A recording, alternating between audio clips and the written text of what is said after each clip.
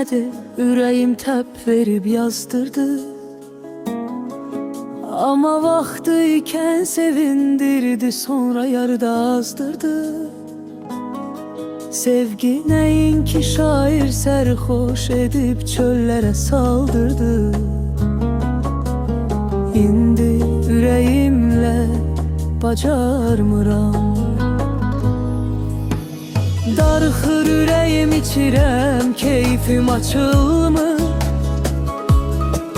Yaralarım var, dərmanı yoxdur, sağalmır. Dərdə təkliyə çəkilib dinmir, heç danışmır.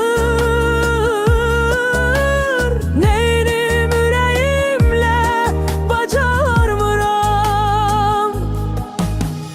Bir vəfasızın oduna yanıb kül kimi yaxıldım. Tək qaldım sənsizliyə, xatirələrə sarıldım. Bir uca zirvə idim, parçalanıb dağıldım. Neynim tək tənha bacarmıram. Nişanlanmısan yad əlləri tutub sevinirsən. Gözümün önündə ağ gəlinlikdə gedirsən. Sən məni xatırlamırsan, daha itirmisən. Demən tək yalnız neyləyim, sərxoş şair.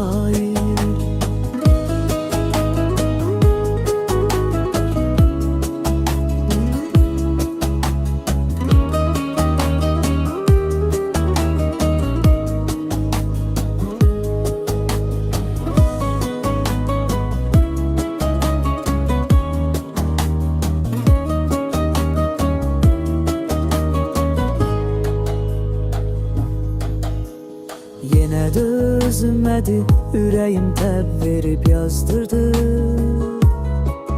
Amma vaxtı ikən sevindirdi, sonra yarıda azdırdı. Sevgi nəyinki şair sərxoş edib çöllərə saldırdı. İndi ürəyimlə bacarmıram. Darıxır ürəyim, içirəm, keyfim açılmır. Yaralarım var, dərmanı yoxdur, sağalmır. Dərdə təkliyə çəkilib dinmir, heç danışmır. Neynim ürəyimlə bacarmıram. Bir vəfasızın oduna yanıb kül kimi yaxıldım. Tək qaldım sənsizliyə, xatirələrə sarıldım. Bir uca zirvə idim, parçalanıb dağıldım. Neynim tək tənha bacarmıram. Nişanlanmısan yad əlləri tutub sevinirsən. Gözümün önündə ağ gəlinlikdə gedirsən. Sən məni xatırlamırsan,